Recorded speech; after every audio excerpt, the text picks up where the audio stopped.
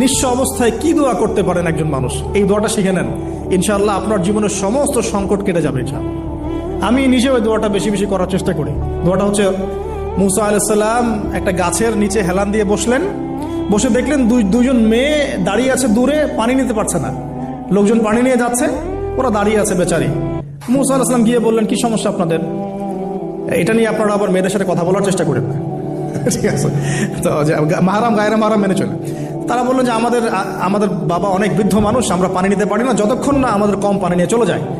মুসা আলাইহিস সালাম তো একটু বললাম না, ফিজিক্যালি খুব স্ট্রং ছিলেন, থাকে না বডি বিল্ডার, সামনে গিয়ে কথা বলে সরো পানি নিতে দাও, তখন মানুষ একটু মূল্যায়ন করে না।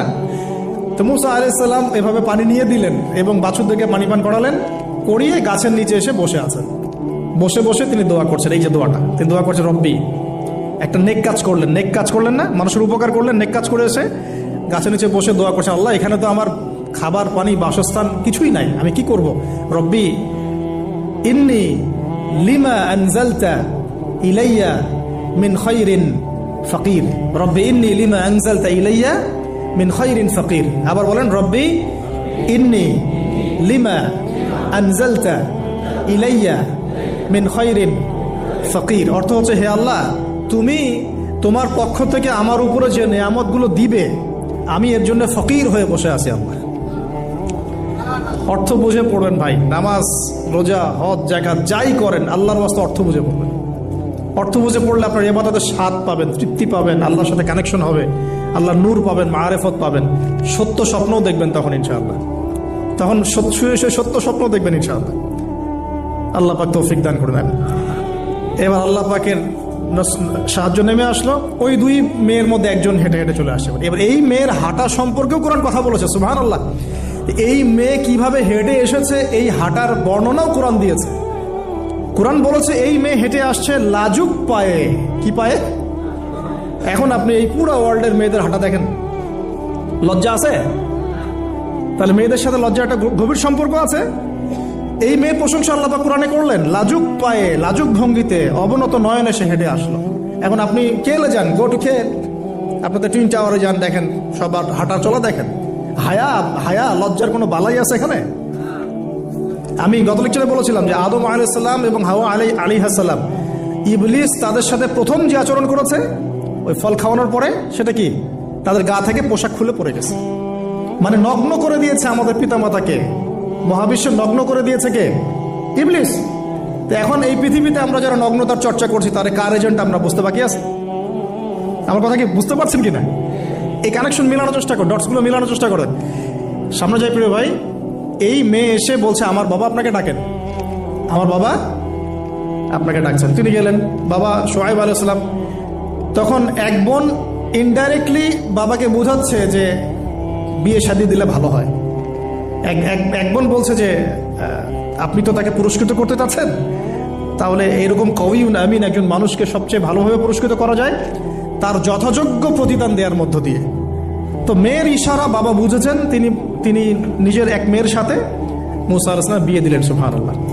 তবে শর্ত দিলেন, দেন মোহর কি? মোহর তো নাই।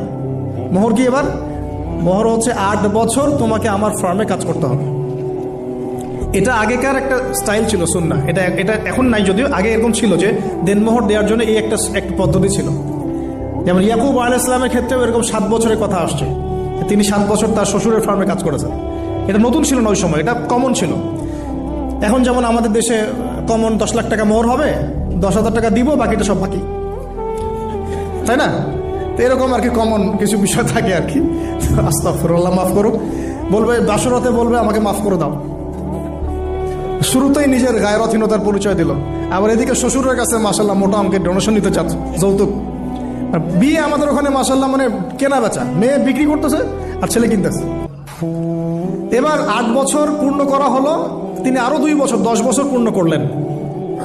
এই 10 বছরে মুসা আলাইহিস সালাম নববী পরিবেশ পেলেন, অভিভাবক পেলেন, স্ত্রী পেলেন, প্রেমময়ী সন্তান সন্ততি ইত্যাদি সবকিছু।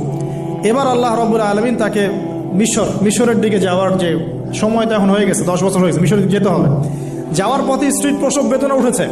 তখন মুসা আলাইহিস সালাম আগুন খুঁজছেন। আগুন কি খুঁজছেন ভাই? আগুন খুঁজতে তুর পাহাড়ের ওখানে গিয়ে দেখছেন যে আগুন গাছে জ্বলছে। সবুজ পাতার উপরে আগুন, তিনি অবাক।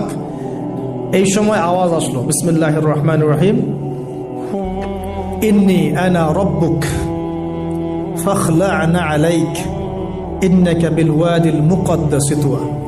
মূসা, ইন্নানি আনা আল্লাহ লা ইলাহা ইল্লা আনা ফা'বুদনি ওয়া আকিমিস সালাতা লিযিকরি। মানে এখানে অনেকগুলো কথা আছে, সূরা তাহার মধ্যে আছে।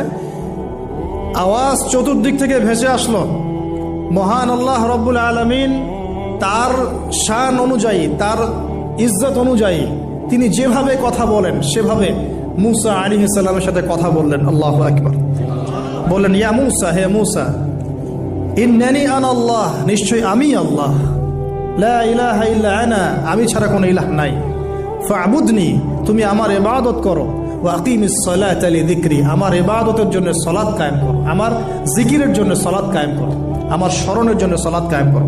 ফাখলা'না আলাইক, তোমার জুতা খুলে ফেলো, ইন্নাকা বিল ওয়াদিল মুকদ্দাসি তুয়া, তুমি তুয়া উপত্যকায় আছো, পবিত্র তুয়া উপত্যকায় আছো। আদব শেখানো হলো, এভাবে অনেক কথোপকথন হলো। নবী মুসা আলাইহিস সালাম ভয় পেয়ে গেলেন।